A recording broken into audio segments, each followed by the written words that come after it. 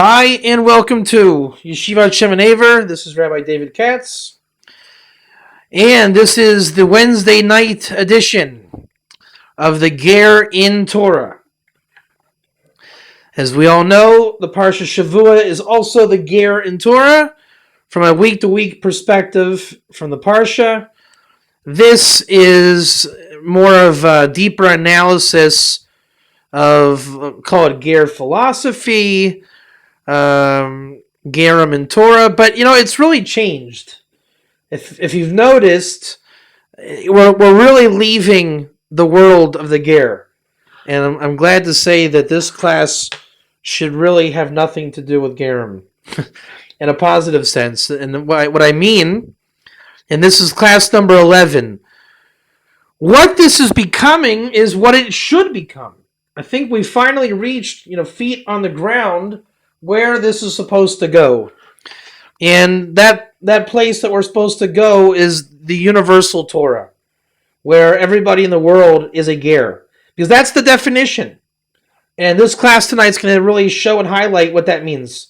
That it's not a feel-good statement. It's not a Rahmanas statement. It's not a pandering statement. It's a statement that King David says best when he says, I am a Ger.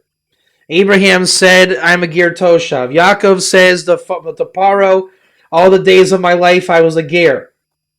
This is not an accident. It's not a joke. It's not cute. And it's not funny. It's the fire of Torah, but not from, let's say, a din or judgment perspective. You the Ger, you do this, as we mentioned in last week's Parsha with Moses. This is really, let's say, the song of the Torah. Maybe even you could call it Kol haTor, the song of the Turtledove. Because this week we're really shifting into the concept of the world is, everyone is a Ger, and the light to the nations, which, as we're going to find out, light to the nations really means a light to the Jews, Gerim, whatever you are on earth. It's a light to everybody.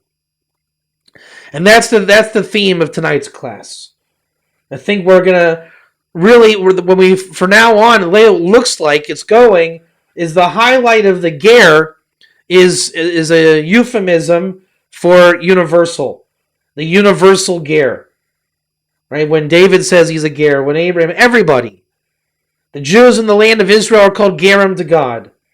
And I think this class is a beginning in that direction where we can stop focusing on the us versus them on either side mentality and begin to really teach a perspective that we're going to launch into tonight that I got from the Vilna Gaon in a book that I have on file called Midrash Shlomo, which anybody familiar with Kol haTor, Midrash Shlomo, the Kol haTor is the Vilna Gaon's basically his treatise of the redemption, and Mashiach ben Yosef, and the Ramchal terminology of redemption of the Ger, Geulas a Ger. Midrash Shlomo is how that works, what that program is, how do you do it. Ironically, it's been out of circulation since the creation of the Medina, the state of Israel. As the beginning of the state, they feared the religious would become secular Zionists, as the Vilna Gaon basically invented Zionism. And the essence of Zionism is Zion. Zion goes back to Jewish, non-Jewish, i.e. Ger relations. Shem and Abraham, Aravna and David. That Shem founded Zion, and today Zion is what it's about. Is this whole message of the universal Ger is essentially the message of Zion. The underneath development of the land of Israel, of which the Ger Toshav is a key component. And such a key component, we're going to open the class and describe it as Tachlis Gula. The Ger, again, for tonight, when I mention Ger, chances are I mean it universally. And if it's not universal, it has universal implications. So I'd like to get out of the framework of thinking Ger, let's say, as an us versus them, and it should be referred to in the proper context as light to the nations, and of the nations, Israel is also considered one of the nations, i.e. that everyone in the world is a ger. What made the forefathers unique was that the world forgot about the ger. And Abraham, Isaac, and Jacob each identified themselves as a sojourner in this world. And that's what we all are just sojourners in this world. As we know, anybody that keeps the Torah, no matter who you are, you have life in the world to come. So when you're in this world getting your opportunity for the world to come, it's only a sojourning. This is not the main place. Torah and life is ideally found in the spiritual realm. Here is where we rectify this world to earn our keep in the next world. And there's a mission here. Kind of like in dream space, you come and go, but to repair. And the Torah was given, and the repair should be when everybody in the world hears the universal message of the ger, stands in total unison as brothers in the temple, so forth and so on. This level is called Tachlis of Gula, the essence of redemption.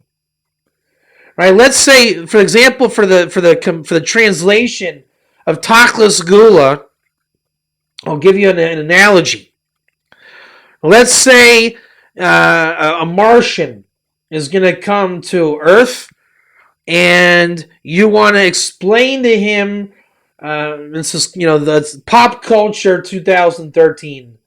Okay, so let's say what you would not show him is a book, To Kill a Mockingbird, right? That does not define our culture today. It may be American culture or English culture in the long run, but we are not identified in 2013 by that book.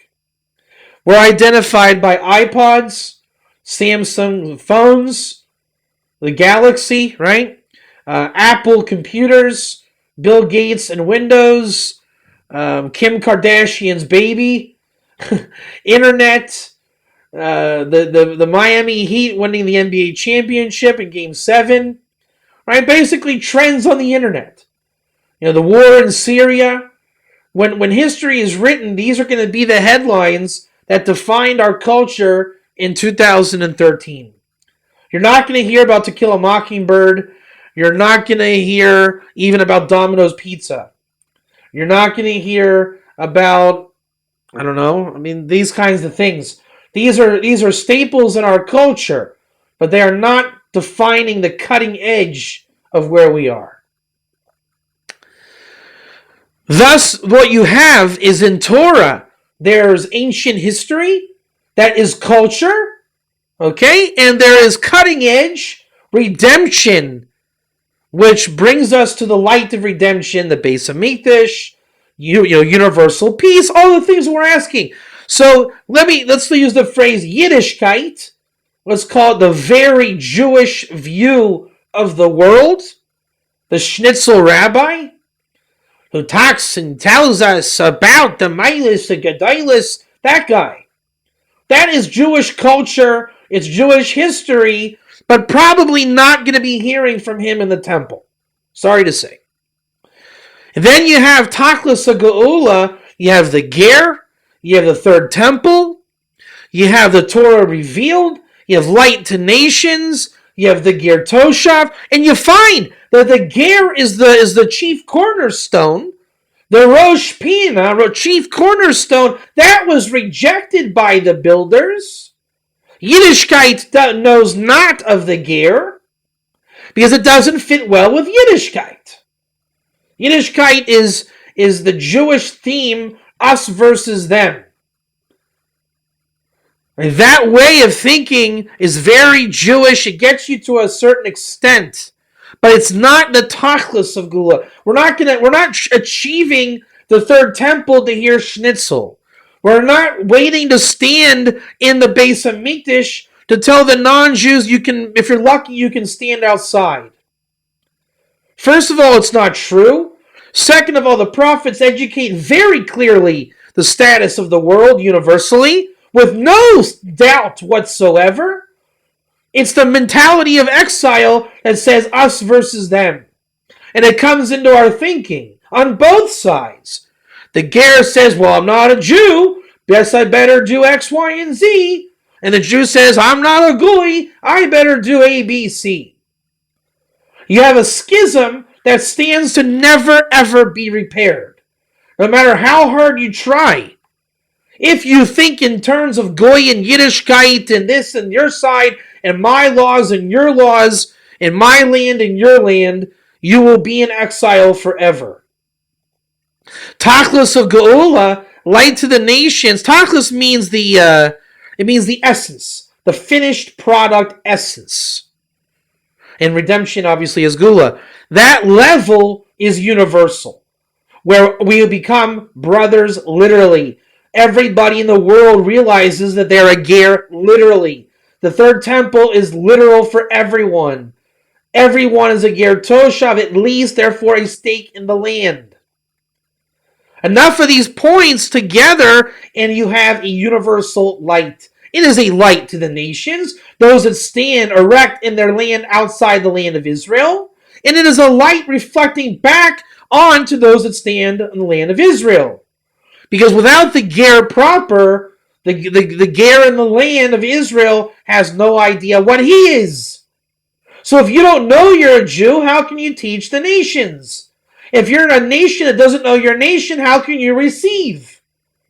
So again, if both sides don't have light, you're both out in the dark. Once both sides have light, then it's a light reflected amongst both. And now you're learning together in partnership. And now that the differences become fundamental, I am not you and you are not me. But it becomes male-female. It becomes male-female. And we begin to relate, to have relations based on our character. The character becomes almost like a gender. One has characteristics that are spiritually female, and one has characteristics that are spiritually male, of which the Vilna Gaon identifies the non-Jew is more spiritually inclined to the aspect of the heavenly or Shemayim, and the Jew is more earthy inclined, more land-based, i.e. he has land in the land of Israel, that is more feminine inclined. There was a joke on Facebook that men have 3 laws in the world. Feed me, buy me stuff, and give me a roof over my head. He has those things, he's comfortable. So 3 laws of man. Woman has like a million laws. Buy me nail polish, I need a masseuse, I need a cook, I need a chauffeur, I need a maid, I need a house, I need a car, I need a cell phone, I need a this. That's a joke.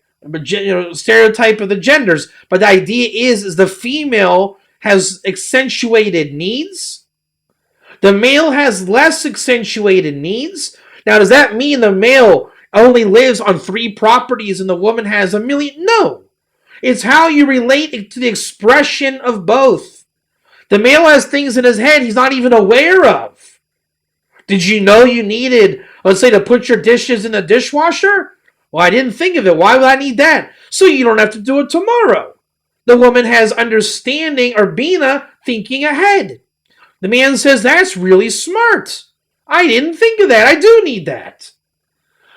And then the woman has say her needs go away when the man becomes a proper man of the home and takes on the rules of life.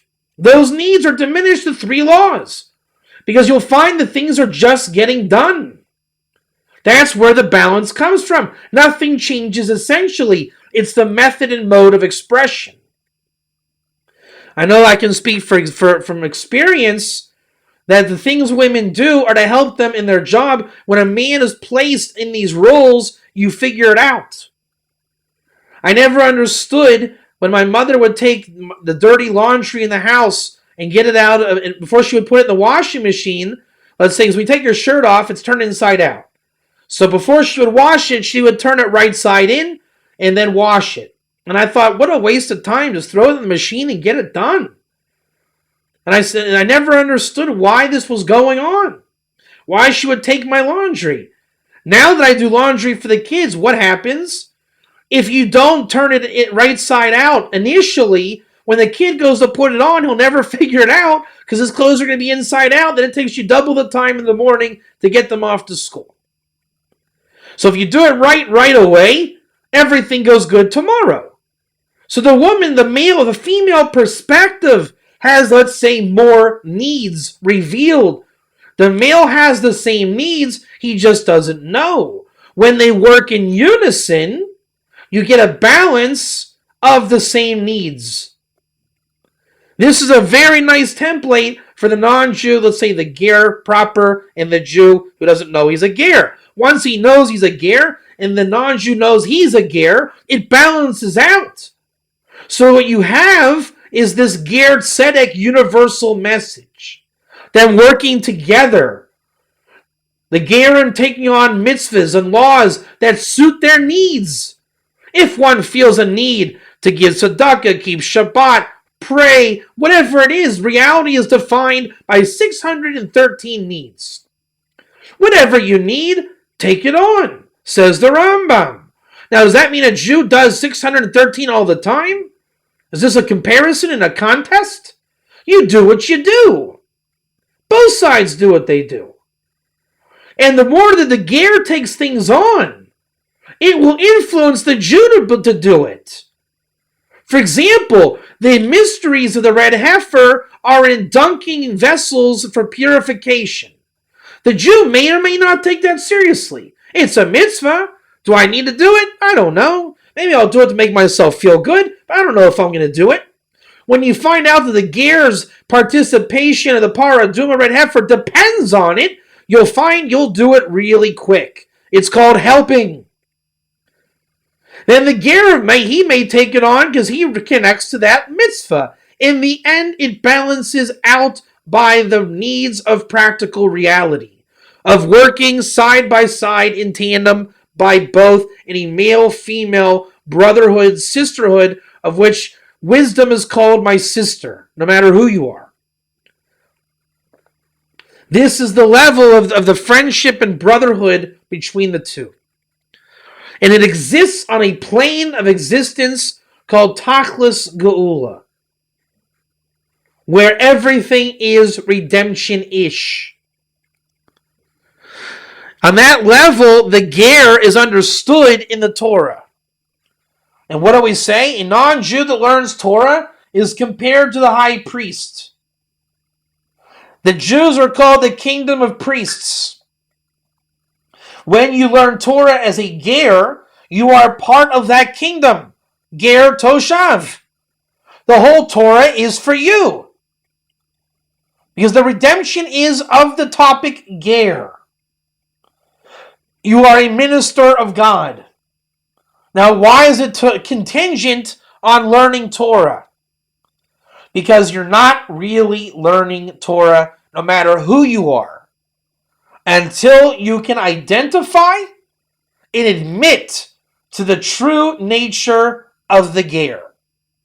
Once you know with absolute faith that you are a ger, again, universally, and you can articulate the gerim of the Torah, that is called really learning Torah. Because it's truth on that level. Then you have a scope of perspective of history. And you can see who was who and what was what. And it becomes a divine existence. Torah becomes real. You really become a servant of God. You really become a ger toshav connected to the land. You really are connected to Zion. And you really have a relationship with God. It's not a joke.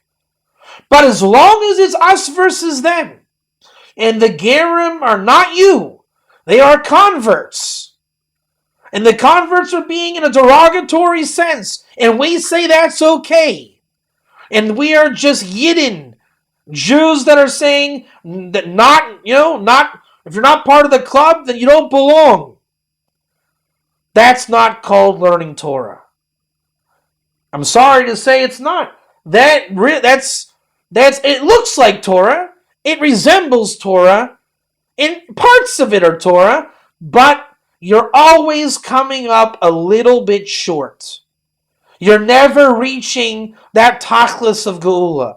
You're not reaching redemption. Because think about it. Imagine like when you throw a ball up in the air. If you're not Superman to throw the ball so it lands upside down in Australia and it comes back to you, it's all about you. But if you're strong enough to throw to the other hemisphere, then you're strong enough to say, hey, I passed the baton on to you. Learning about the proper ger is that strength of redemption. You leave behind me. But as long as you're stuck in shell or klippa, as universal as you want to be, I love mankind, I believe in equality, but if you're not hitting that level, it always comes back to, I am good enough, maybe you should be like me. I'm not going to tell you to convert, but really you probably should. That's going to be the message every time. And then you say, well, what if it's converting is not good for me? Well, we don't know the answers to these questions. Well, yes, you do. You shouldn't tell people to convert if they shouldn't. And chances are, most of the time, they shouldn't. Why? Because they're not good enough? No. Because the Torah has a redemption character called the ger. Now, if being a Jew is what you want to do, the Jew wants to be as close to ger as he can, whatever. Everybody has their place. As we're going to learn, ger is not to the exclusion of convert. You must have both as an option. But as long as you make one not an option, it becomes the wrong option. Once there is an option either way, it is the right option. And the ger is absolutely the most dominant character in the Chumash. Every verse is contingent on its understanding from the ger. Every time. It's called universal versus the individual. If you want the Torah to be about you and all about your world and who you are, then you know what? Be a bigot. Leave out the other equation. Have a bias to the way you learn, and make yourself feel good to go on a feel-good mission of I'm universal and I believe in world peace.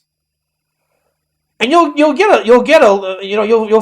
that you're making a change. But it always comes back to you when pressed on the issue.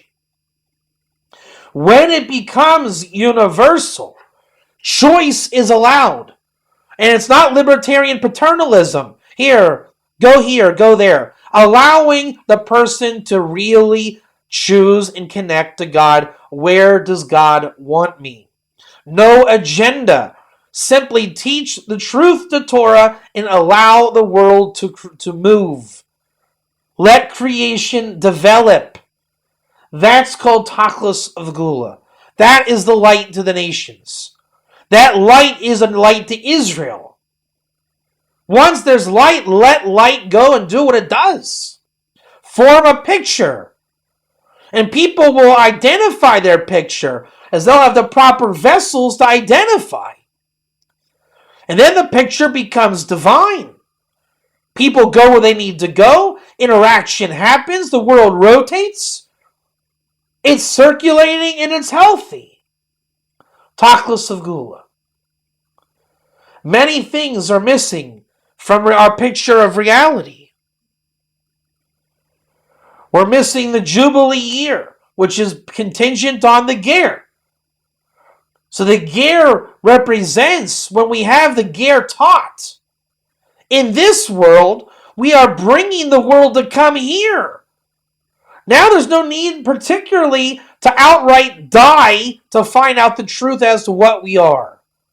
The job is to not die, to find out the truth while we're alive. Live that reality here, and all the more so create a reality where we're going. All depending on the ger of the Torah, is it simply a convert? Is the English simply a proselyte? And when you look up the word proselyte, you'll be dumbfounded to find out it is ancient Greek for ger toshav. So they actually use the right word, and then they tell you what proselyte means. It means convert Wrong. Seichel or intellect is a ger in this world. Our job is to draw the Torah truth, redemption, intellect into our domain. It's that domain we all share. It's called our own reality. Everyone learns the Torah, the Gerim, they say, isn't this about me? And then you're told, what? It's all about you. I mean, it's a double mockery like the proselyte. And the answer is yes, the ger generally is about you. And the fact is, we're all in the Torah. Everyone's name is in the Torah. Reality is in the Torah. If you don't identify yourself in the Torah, there's a problem. It's the egomaniac that says no one's in the Torah, and then under the skin he says, oh, but me. So we all have a reality, A, that we share with others, and B, that's just kind of like that light that's in us that's not illuminated. Right? Just like the man who has 3 needs, and there's all these other needs he's not aware of. What does he do? The Torah says, hey, pal, go and get married. And he says, why would I do that? It's hard. She wants me to clean my mess, put my dishes in the dishwasher. It's not easy being married to this woman. Then you'll find out, did you ever think that you had needs that you were not aware of? The Torah calls that the union of one flesh, the repair of the soul, a soulmate. You didn't know the things that you needed. You build each other and you become one complete person. The male-female relationship. Therefore, a person, what they reveal is only a fraction of the story. It's a very small fraction. When you investigate the other person, you have sympathy and empathy to stand where they stand and see from their point of view, which that is the definition of a ger. Someone dwelling where they're not found to dwell. When you stand in someone else's shoes, you are a ger in light. You're seeing a different perspective, and you're bringing divine knowledge into this world. So when you identify yourself as a ger, and the concept, and it's universal, now what you bring into existence is revelation that otherwise would have been silent in darkness. Now that it comes into the world, it has revelation and light. And that light gets put to use. You now are fulfilling the mazal with God. He uses your words. He says, hey, ger Torah, we can use that. And there's a lot of work to be done. Let's call that the 3D printing of the temple. The more words a ger speaks from the knowledge of being a ger, universal ger, you are constructing the temple and destroying the Tower of Babylon. As you are drawing essence from under the curtain of this world from the world to come. Intellect is a ger in this world. So we speak things, and people generally claim to understand. Whether we do or not, we don't care. How about caring and drawing more to the story? The oral Torah lives on this principle. It'll say something like, a man who honors another man desires the world to come. As it says in Mishlei and Proverbs 3:4. Chances are you're not going to look up Proverbs. You're going to take this Cliff Note version rabbi words and say, that was a nice word of wisdom. That's schnitzel. It doesn't mean anything. It's not even a ger. It's playing off the wisdom of this world. When you get unlazy and go pick up the book, which nobody wants to do, is you are told it's just a proof. It doesn't mean anything. It's not going to add. All the other side of the world tells you, don't do it, don't do it. Remain ignorant. The ger's not you. It doesn't matter. This is evil. The evil Torah scholar mentality of Amalek tells you it's probably not worth it. It's called mundane. Stay mundane. The rabbi spoke towards the holy, and the pure, but don't check it out. Stay mundane. And you say, why would I want to stay mundane? You're either inclined towards finding the purity of it or the holiness or both. You go and look it up in the in-depth intensive research and you say, wow, now that really hits the mark. Solomon understood me. It sounds like Solomon was speaking to me.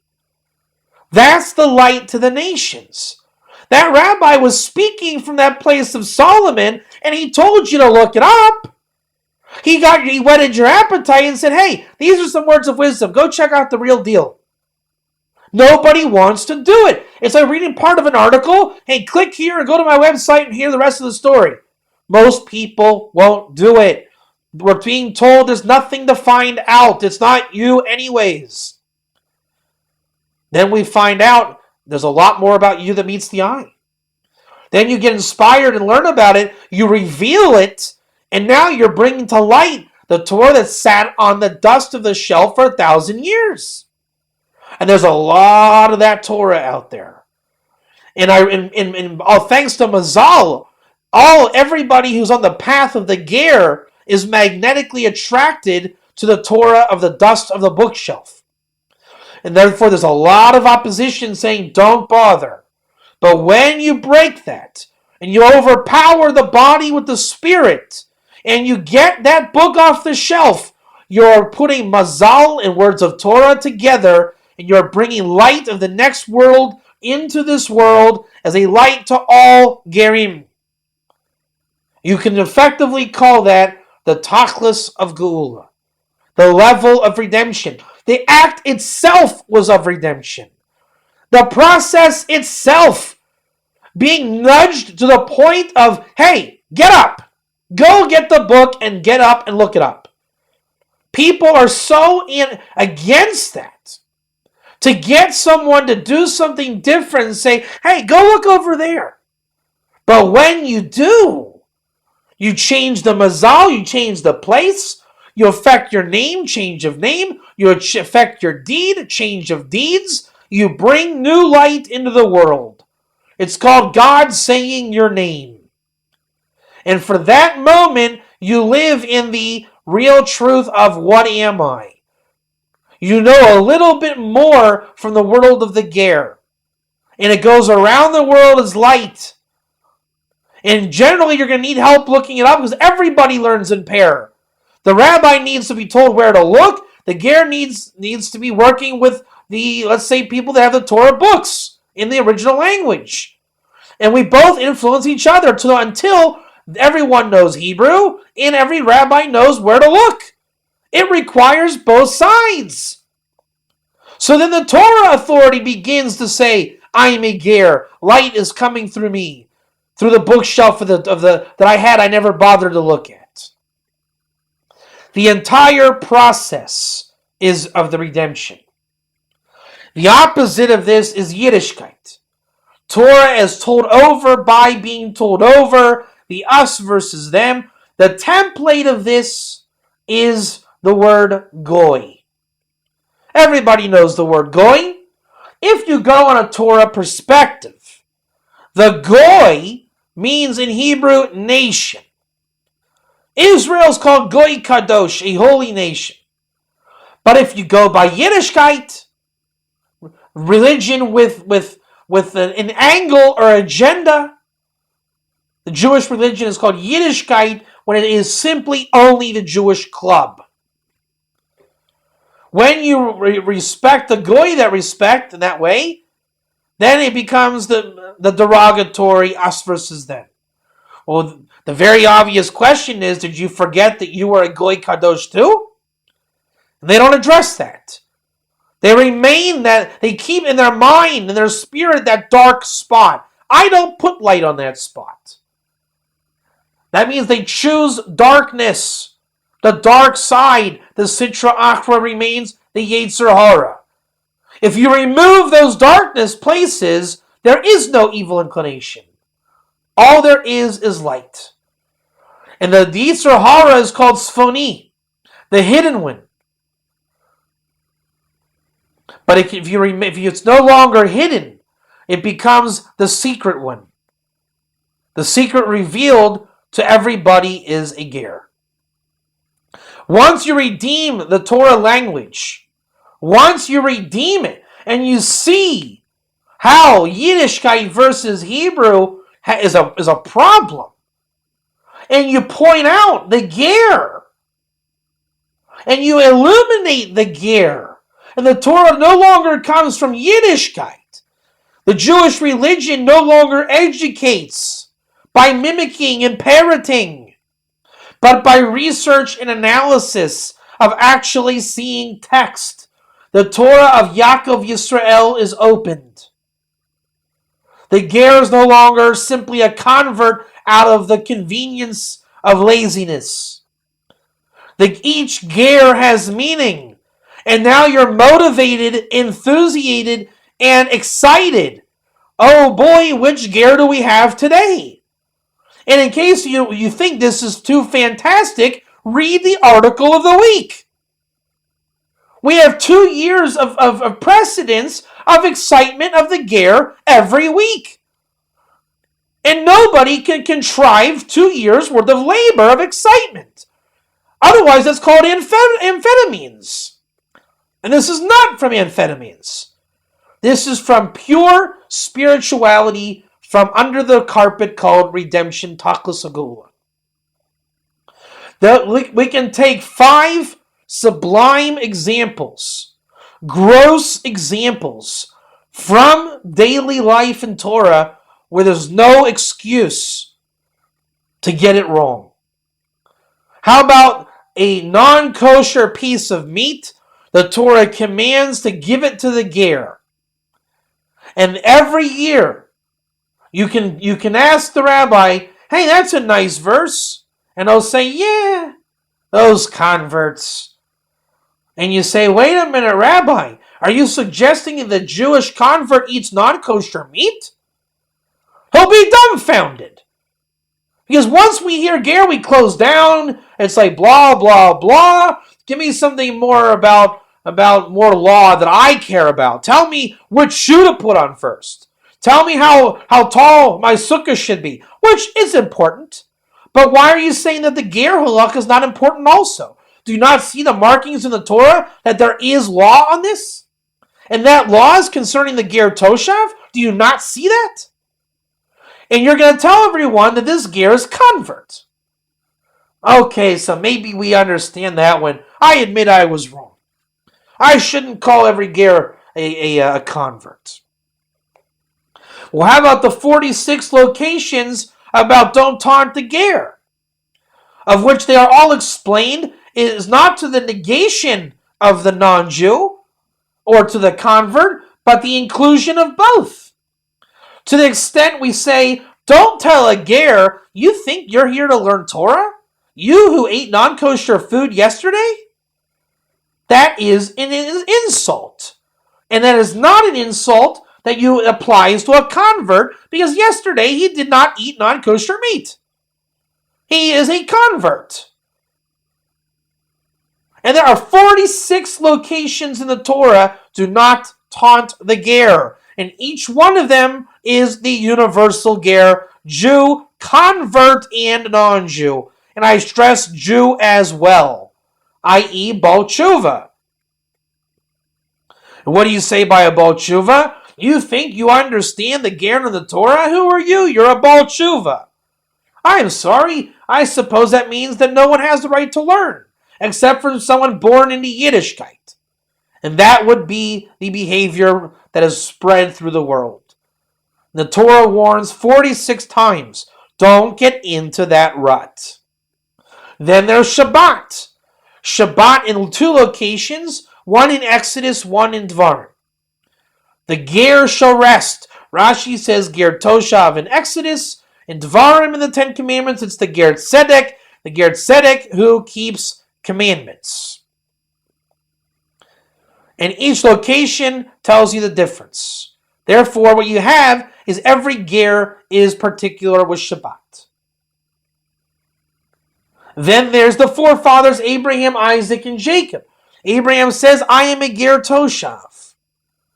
Jacob says by Esav, you can go ahead, you have everything, you have a lot, I have everything. Garti, I dwelled by Laban. Now mind you, the word Garti, I dwelled, is the same letters Taryag, which anyone who's heard of 613 commandments is the gematria of the letters Taryag. So 613 is called Taryag mitzvahs. Yaakov says, I have Taryag, under the pretext of Garti.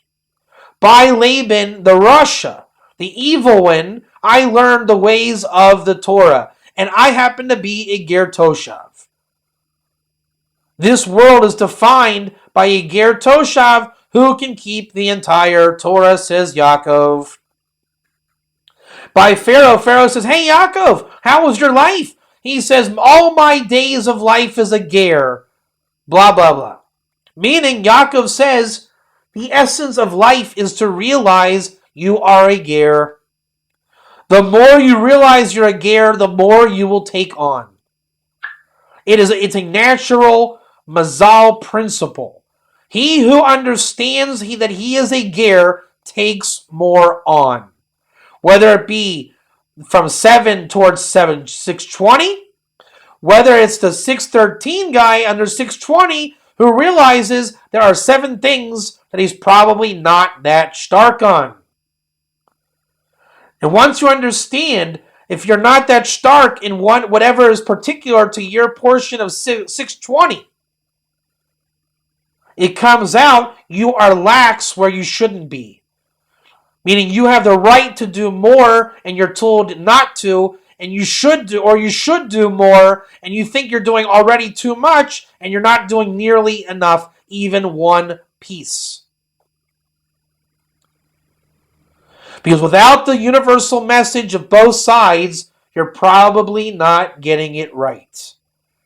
Again, us versus them, Yiddishkeit versus the level of redemption, the universal Ger message, light to everybody. Once you're hitting on that plateau, things begin to make sense. Jewish history, such as Purim and Hanukkah, the forefathers, simple meaning of the Torah, obligations, who are Noah and Shem, where are we at today, what's the status of the land of Israel. All these things come into focus with proper perspective. And the real theology under it all is Kabbalah. And you'll say, oh, I don't know about Kabbalah. The Vilna Gaon says openly, the secret to being a light to the nations. In Devarim, it says the Jewish people were sanctified with Torah to be a light in the eyes of the nations. That the nations should see the wisdom of the Torah. And it is only possible when Kabbalah is learned on both sides. Kabbalah learning allows the Jewish mind to develop the world on a vessel level, to contribute to the world. The Ger, the non-Jew, his Kabbalah learning will allow him to connect to the Torah as well. So when both sides are developing the world, and the world is infused with spirituality, the Kabbalah is the universal message to understand the Torah.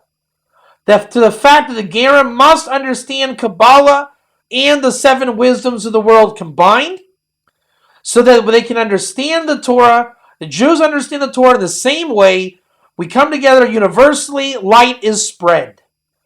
And everyone says that the true wisdom is in God's Torah, making a sanctification of God. And you'll say, well, who am I to learn Kabbalah? And the answer is, Kabbalah is the Ger. That's what Kabbalah is. The 7 lower sfirot corresponding to the 7 laws of Noah. The upper 3 sfirot, which is called the Gimel Rishonim, the 3 heads, the initial letters spells Ger. The Ger, the vessels of the Ger is what Kabbalah is made of. In case you weren't paying attention, the 7 sfirot are named after Gerim.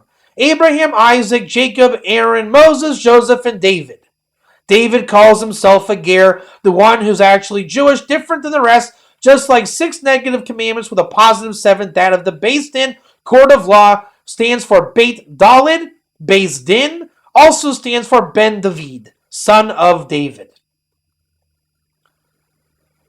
Thus, when the Jew learns Kabbalah, he's learning the vessels of the ger. So when then you take Kabbalah into Torah, you'll realize the Torah is nothing but words of the ger.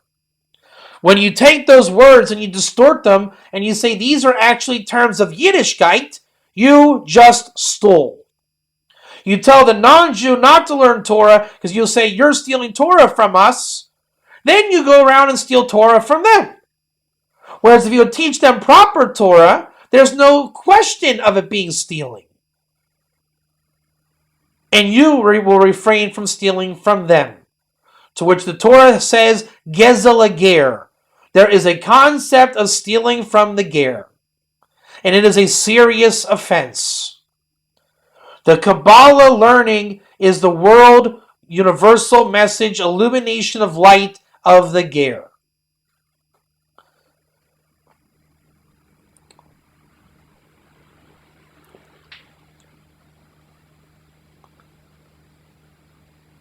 The opening to the Torah is the ger. The Torah opens with the ger, the tachlis of Gula. Once you get into that opening, the Torah has a revelation to you now. You begin to look at creation different. The forefathers different. Law different. Sinai different. The oral Torah, which is predicated also on the ger vessel, different. The maneuverability changes. The expectations differ. One's own validity and identity changes.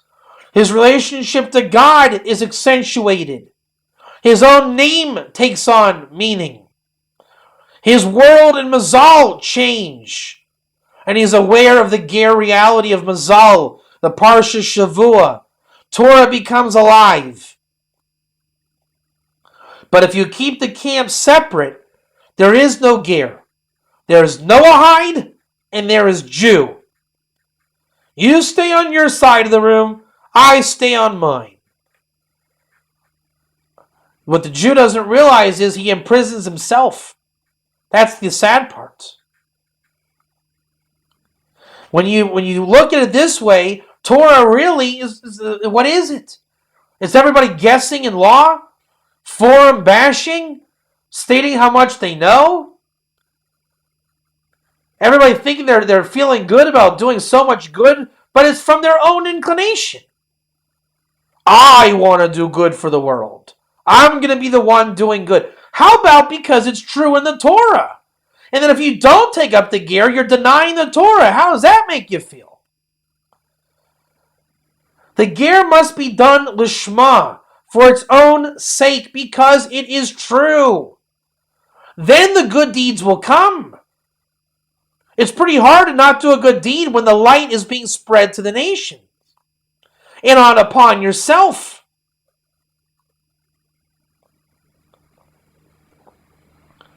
The good deed comes from the sanctification of God. God graces you when you simply pursue the truth. As long as that message is not being told, there's a much lesser revelation going on in the world. Much, much lesser. And it becomes compartmentalized. It becomes segregated, divisive, territorial, tribal. The flip side is such an alternative. Universal, brotherhood, light, working together, progressive, temple, redemption. Everybody talks about they want it, but look at they choose to be something of a much lesser stature. But the vessel needs prepared to not. You can't just put on someone, hey, look at the ger, hey. But you say, hey, tell me what a goy is. Oh, it's a derogatory term. Well, that's the Yiddish. How about in Hebrew? Oh, in Hebrew, the Goy is a nation. Everyone is a nation. Okay, so go now and look at the Ger. Look at the Ger by meat. Did you know that was a Ger and not a convert? And I didn't know that. Keep looking, and you'll prepare the vessel for others. And eventually, after 4 or 5 times of them striking out and missing, you'll say, so now, are you convinced the Ger's a little bigger than you would have thought? Is the research required a little deeper than the Schnitzel Rabbi? And you'll make an impression. Then the waterfall comes. All the lost information comes in. All the preconceived notions we are told, don't do this, don't go there, don't think that, goes with the wind. Harsh din is replaced by waters of mercy. Torah revelation comes. Now you can understand Kabbalah.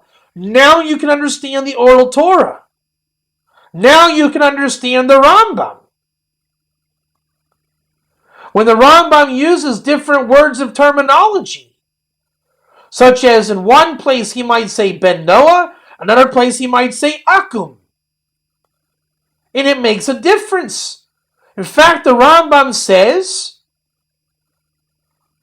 in the laws of charity, he distinguishes between Ben Noah and Akum, the more lesser revealed Ger. And the mazal of such a thing.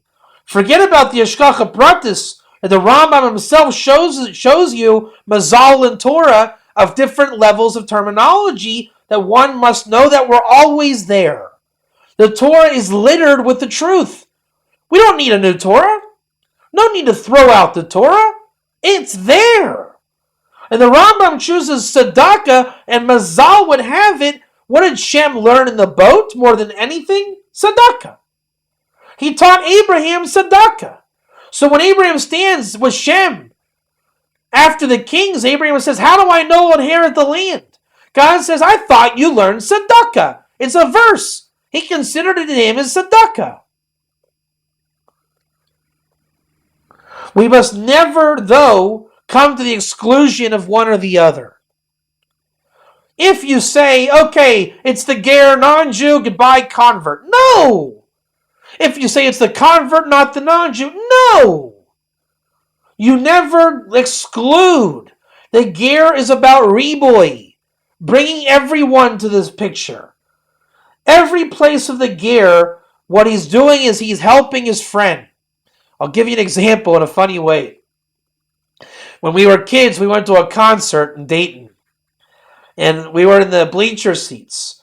And we had friends that had floor passes. So the trick was, my friend had 2 tickets. So once they got into the floor, then he would come up in the bleachers, because he had permission, take one of us to saying we're going to the bathroom, and then give us a floor pass, and then we'd stay on the floor, and then everybody would sneak onto the floor. So when you had 2 floor passes, and your friends were in the bleachers, you could get everyone onto the floor. So that's what the Ger is doing in Torah.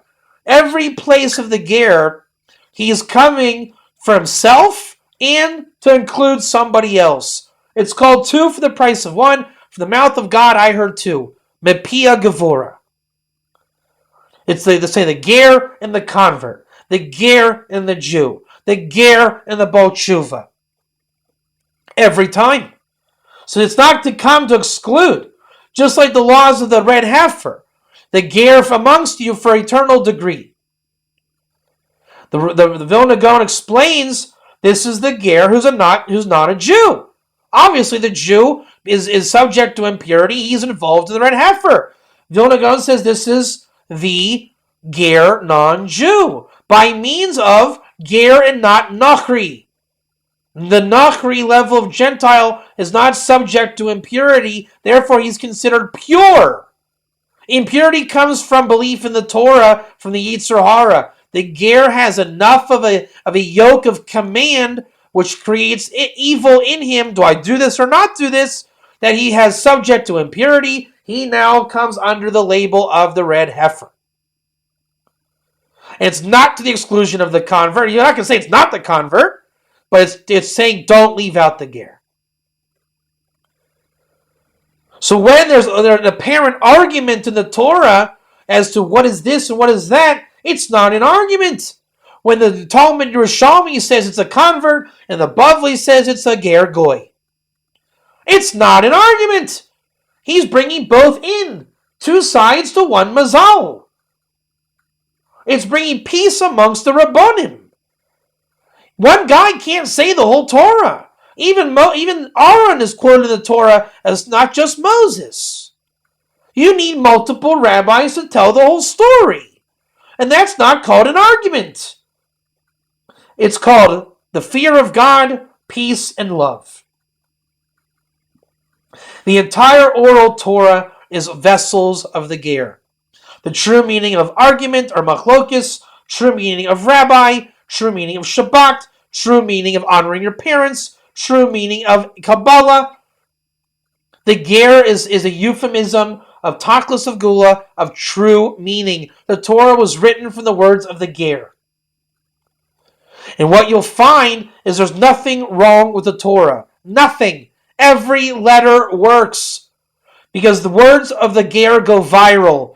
When Rabbi Akiva would speak, this is a ger, this is an akum, this is a nachri, the Talmidim, the students would repeat it in the name of their Rebbe because they didn't know it themselves, and then they want to impress the Rebbe.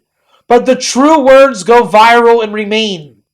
So even after 1,000 years, oh, the akum, oh, the ben Noah, oh, the ger toshav, and we think they're being creative. Oh, that's cute. I never heard a Gentile called a ger toshav. That's very nice.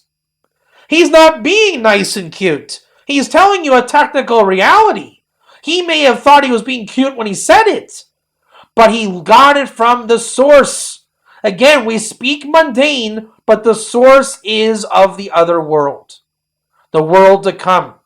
And when you go to that source and connect to it, and you bring it into this world with intention, you are bringing the light of redemption to the world. Torah united with mazal, and it goes viral.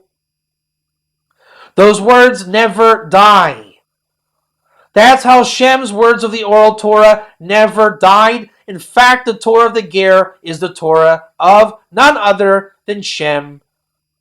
Should it be a mystery why Abraham understood that he was a ger?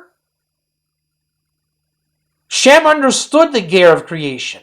He taught it, and it never died. When that Torah comes to the forefront, from darkness to the light, the redemption of the ger from Mashiach ben Yosef, in the end of days, you'll find the ger that learns Torah is like a Kohen Gadol, the high priest. The power and light of the Kohen Tzedek revealed in this world, Shem from above to below. Shem is one of the four redeeming craftsmen.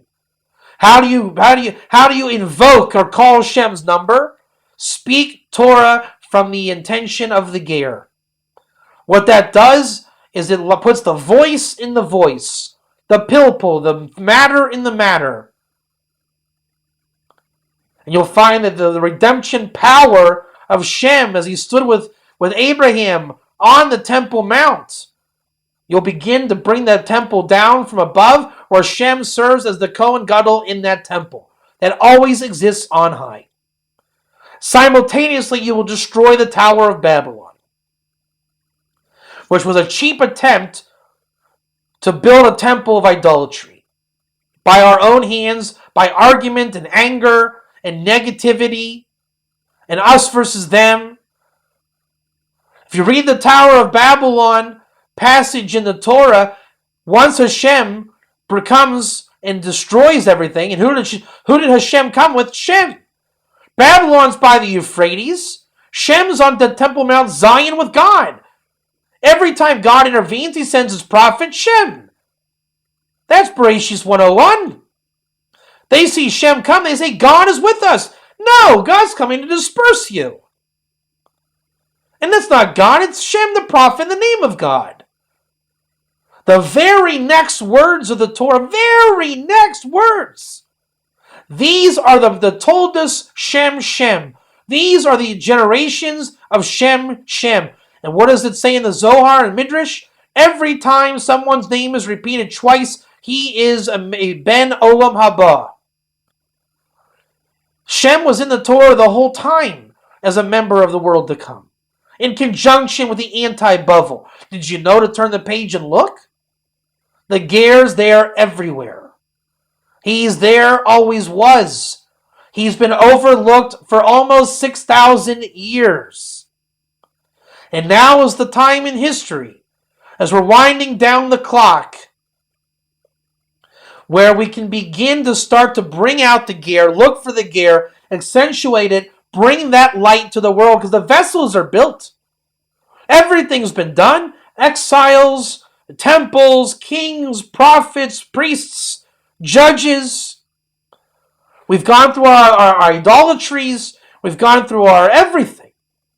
Now we have the ability to reject the false scholarship and appreciate true scholarship. And the Ger is the guardian of proper scholarship. And the funny thing is it's already been written. Nothing new needs to be done. It's being excited for the truth and to bring the light things that have remained in darkness. That's the essence of the Ger. From darkness to light. From exile to redemption. The level of Tachlis HaGeula.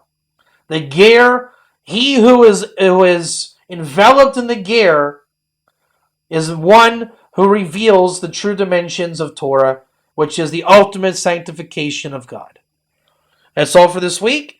Thank you very much for coming. Questions, comments, or feedback that can be reached at Rabbi Katz at virtualyeshiva.com. See everybody on Motzi Shabbos. Have a great week.